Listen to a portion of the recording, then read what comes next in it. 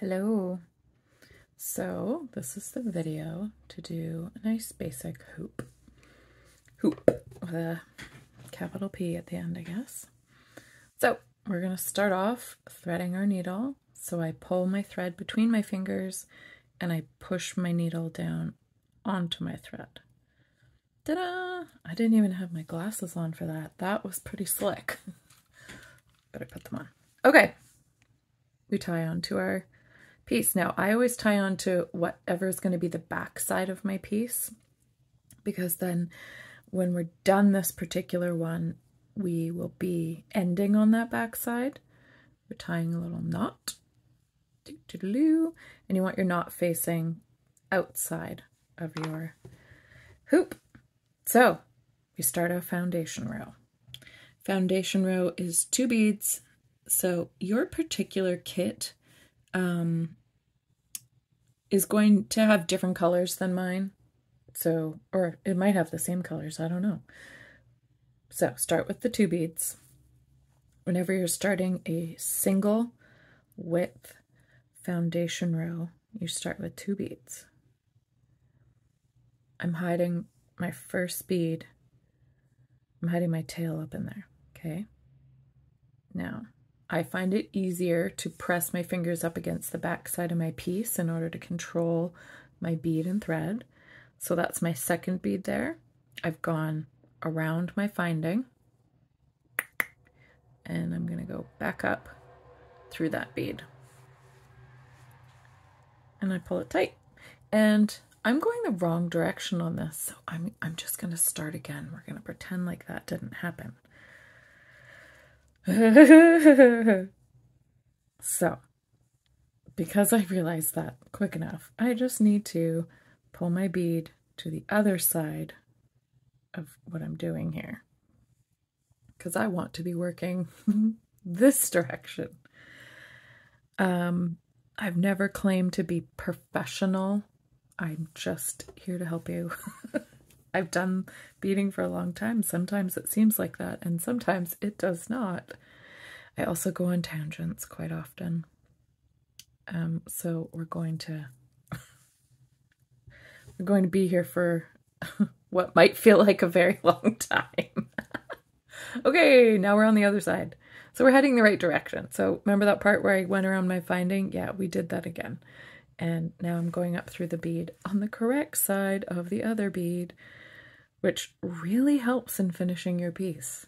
Really, really helps. So on this particular one, you are going to add 1 bead at a time for your foundation row. I'm going to trim that tail because already he's getting on my nerves. But I don't want to trim it too short because I want to be able to grab onto him a little later. So, 1 at a time. Okay. Doo-doo-doo.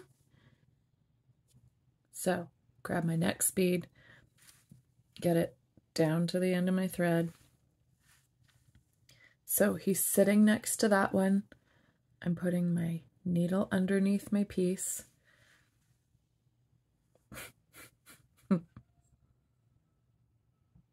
Oh, that's a rooster. I don't know if you heard that, but a rooster just did its thing. Going up and around. Da-da-da-da. So this, you are going to continue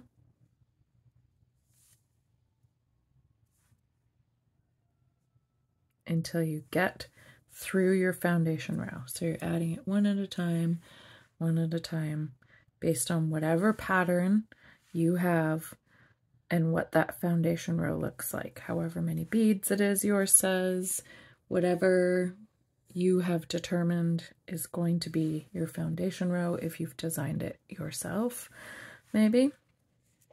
And I'm going to meet you at the end of this foundation row, okay? So, pause here, because I'm going to fast forward. In case you are looking for this kit, it can be found with the link below, and it's called Summer Glow. There are also a couple other color palettes for hoop earrings, and of course lots of other kits. Okay, I'm at the end of my foundation row. What I usually do is just balance the earring on the actual part that's going to go through the ear to see that this is centered. Okay, so I'm looking at it, that's actually pretty good. If it's not, what you do is you just shimmy your beads along one direction or the other, and you make sure that then you pull your tail tight when you have it sitting where you want it to sit. But this is sitting really nice and centered. Okay, so when I say shimmy them along, you like slowly pull from one side whatever direction they need to go and shimmy them that way or this way, okay? And you'll feel them move. Do not just yank on them. You don't want, your tension should be so tight that this is actually a little difficult to move. And you do it chunk by chunk by chunk, or little bit by little bit, or whatever, however you want to word that. Okay, so we've gotten to the end of our row. We go under our most recent thread bridge, which is what I call these little threads between the beads. And we're doing a little hitch knot, okay? So I've gone through my bead, or through my thread, and I'm pulling nice and tight. So now for your fringe, on most of the patterns, it's either going to say pick up 1 or 2 or however many to start. On this pattern I'm doing, it's 1.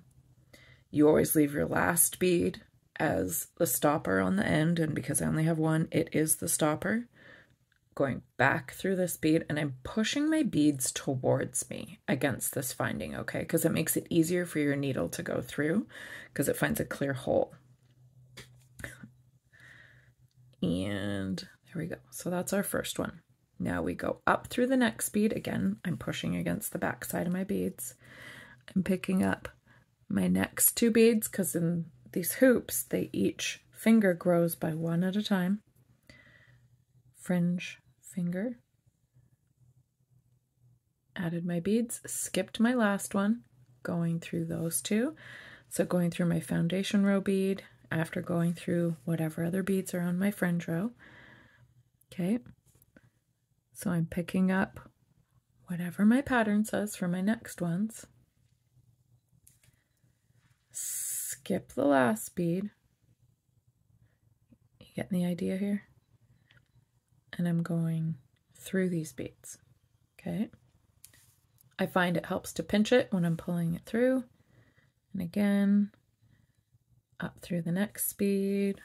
You get the idea? Pick up my chosen few.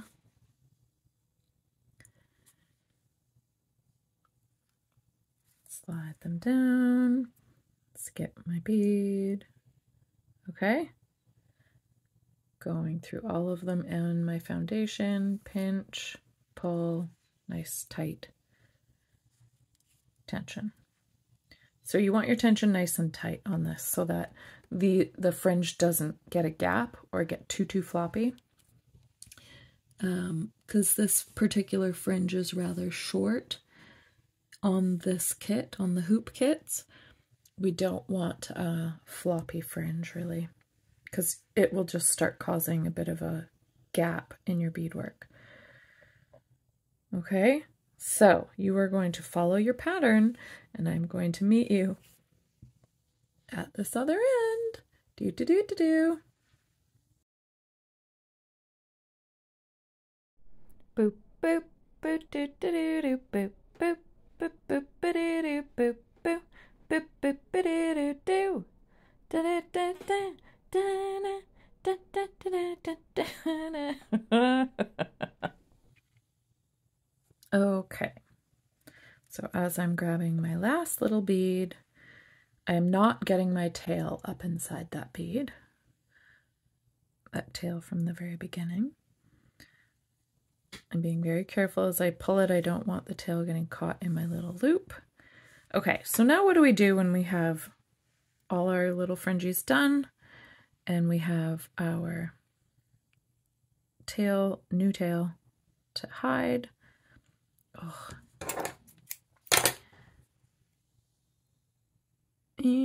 There we go. We love the thread bridges. So we are going up just through the foundation bead of the row before. Okay, so we're backtracking one. I'm going to pull towards my longer fringes, not towards the end of my piece. I am going through the thread bridge that is between fringe number 2 and fringe number 3. So I am underneath that thread bridge, which I know is kind of hard to see. Don't pull it all the way. You're doing a hitch here. Hitch knot, hitch tie, hitch whatever. So you go through that loop with your thread, and you're going to pull it nice and tight, and then pull it back towards your second fringe so that it sits inside of those beads. And then we give it a little snippy snip. We're going to cut both of those nice and short, and then you are very carefully burning it or using your little zapper tool. Ta-da, ta-da, ta-da, ta-da, ta-da, ta-da, ta-da, ta-da, ta-da, ta-da. There you go, hoopies. See ya.